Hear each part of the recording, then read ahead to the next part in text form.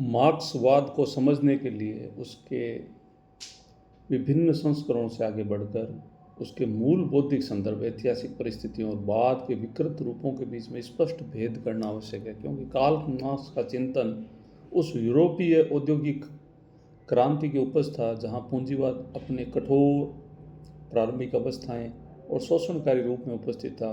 कारखानों में लंबा श्रम, न्यूनतम वेतन और श्रमिकों को मानवीय गरिमा का लगभग अभाव, इस वातावरण में मार्क्सवाद ने वर्ग संघर्ष, क्लास स्ट्रगल को ऐतिहासिक रूप से यूरोप और आसपास के देशों में केंद्रीय शक्ति के रूप में देखा गया। यह तर्क दिया गया कि सामाजिक संरचना आर्थिक संबंधों द्वारा निर्धारित होती है। उनके लिए पूंजीपति और मजदूर के बीच संघर्ष केवल आर्थिक हानि नहीं बल्कि ऐतिहासिक अनिवार्यता भी था। मजदूर और पूंजीपति के बीच में संघर्ष अनिवार्य है।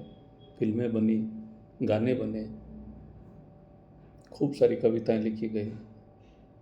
जिधर चले व्यक्ति उधर चले रास्ता, जिधर चले व्यक्ति उधर चले रास्ता। यहाँ उनका उद्देश्य किसी तानाशाही की स्थापना नहीं बल्कि एक ऐसे वर्गहीन समाज की परिकल्पना था जहाँ उत्पादन के साधनों पर सामूहिक स्वामित्व हो और शोषण समाप्त हो जाए। परंतु जब यह विचार रशिया में व्लादिमीर लेनिन के नेतृत्व में, बाद में जोसेफ स्टालिन के शासन में लागू हुआ तो सिद्धांत और व्यवहार के बीच में गहरी खाई सामने आई। क्रांति के नाम पर केंद्रीकृत सत्ता स्थापित हुई, असहमति को दबाया गया, जनता की सरकार धीरे धीरे पार्टी में परिवर्तित हो गई, पार्टी का राज हो गया, व्यक्ति जिन राजाओं को हटाया नए राजा स्थापित हो गए। इसी प्रकार चाइना माओ जेडोंग के दौर में मार्क्सवाद की स्थानीय संदर्भ में ढालने का प्रयास हुआ। वहाँ पे भी सांस्कृतिक क्रांति के नाम पर जैसे अभियानों में सामाजिक उथल पुथल और मानवीय त्रासदी को जन्म दिया। यहाँ सबसे बड़ा विरोधाभास ये उभरता है कि विचारधारा शोषण के विरुद्ध खड़ी हुई, वहीं कई स्थानों पर राज्य नियंत्रित दामन का उपकरण बन गई। जहाँ समानता का आदर्श था वहाँ अक्सर समान अभाव दिखाई दिया। जहाँ वर्गहीन समाज की कल्पना थी वहाँ नए प्रकार के सत्ता केंद्रीकृत वर्ग उभर आया। पार्टी का नेतृत्व भारतीय उपमहाद्वीप में मार्क्सवाद का प्रवेश एक अलग सामाजिक सांस्कृतिक पृष्ठभूमि हुआ, जहाँ औपनिवेशिक शोषण, जातिगत असमानता और आर्थिक विषमता पहले से मौजूद थी। यहाँ पर पार्टी इन विचारधाराओं में छात्र आंदोलनों, किसान संगठनों, ट्रेड यूनियनों को वैचारिक आधार दिया और कई स्थानों पर श्रमिक आधार का अधिकारों, भूमि सुधार जैसे मुद्दों को आगे बढ़ाया। परंतु व्यावहारिक राजनीति में अक्सर वही विडंबना दिखाई दी। केंद्रीयकरण